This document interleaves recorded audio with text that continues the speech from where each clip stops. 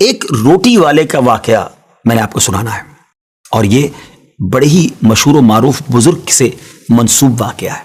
حضرت ابو بردہ رضی اللہ تعالیٰ عنہ راوی ہیں کہ حضرت ابو موسیٰ اشعری رضی اللہ تعالیٰ عنہ کی جب وفات کا وقت قریب آیا تو انہوں نے اپنے بیٹوں سے کہا کہ اے بیٹو، روٹی والے کو یاد رکھنا۔ پھر یہ واقعہ خود ہی بیان کیا کہ وہ روٹی والا کون تھا۔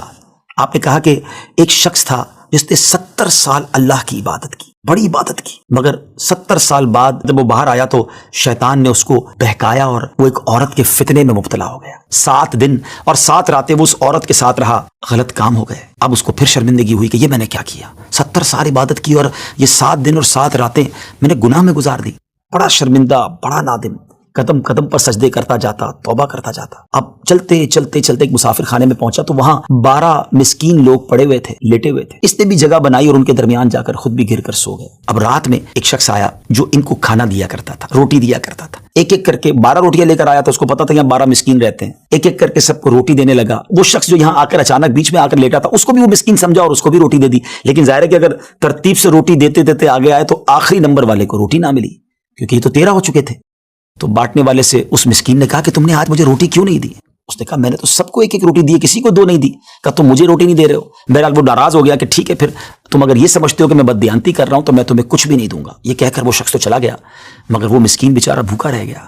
اب وہ شخص جس نے ابھی توبہ کی تھی، پہلے 70 سال کی عبادت بھی کی ہوئی تھی، اس کو خیال آیا کہ میری وجہ سے اس مسکین کو روٹی نہیں ملی ہے۔ بھوک اسے بھی بڑی تھی، مگر اس نے وہ روٹی اسے دے دی۔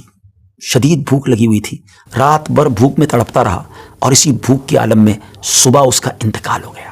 حضرت ابو موسیٰ اشعری رضی اللہ تعالیٰ عنہ فرماتے ہیں کہ جب یہ شخص اللہ کی بارگاہ میں پہنچا نا تو ایک پلڑے میں اس کی 70 سال کی عبادت رکھی گئی اور ایک پلڑے میں وہ 7 دن اور 7 رات کے گناہ رکھے گئے۔ تو فرمایا کہ وہ گناہ جو تھے وہ 70 سال کی عبادت سے آگے بڑھ گئے، یعنی اب اس کے لیے گویا حکم ہو سکتا تھا کہ وہ جہنم میں جائے، مگر ان 7 دن کے گناہوں کے سامنے وہ روٹی رکھی گئی، اور اس روٹی کی برکت سے، کیونکہ وہ اخلاص کے ساتھ ایثار کی گئی تھی، مسکین کی مدد کی گئی تھی، وہ 7 دن کے بڑے بڑے گناہ معاف کر دیے گئے اور وہ جنت میں چلا گیا۔ پھر آپ نے اپنے بچوں سے کہا بیٹا روٹی والے کو یاد رکھنا۔ ناظرین یہ واقعہ واقعی دلوں کے تار چھیڑ دیتا ہے۔ 2 باتیں سیکھنی ہیں کہ بعض اوقات کچھ لوگ کہتے ہیں یار میں نہیں بہک سکتا، میں تو بڑے اچھے ماحول میں ہوں۔ نہیں جناب، شیطان نے بڑوں بڑوں کو بہکا دیا ہے۔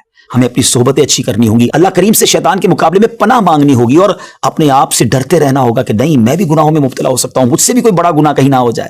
توبہ کرتے رہیں، ڈرتے رہیں، خوف رکھیں اور اچھی صحبت اپنائیں۔ اور دوسری بات، صدقہ جو ہے نا وہ گناہوں کو مٹا دیتا ہے۔ صدقہ اللہ کی بارگاہ میں بڑا پسندیدہ ہے۔ غریبوں کی مدد کرنا یہ اللہ کو بڑا پسند ہے۔ ہمیں بھی چاہیے کہ وقتاً فوقتاً اپنے غریب پڑوسیوں، غریب رشتہ داروں، غریب مسلمانوں کی مدد کرتے رہیں۔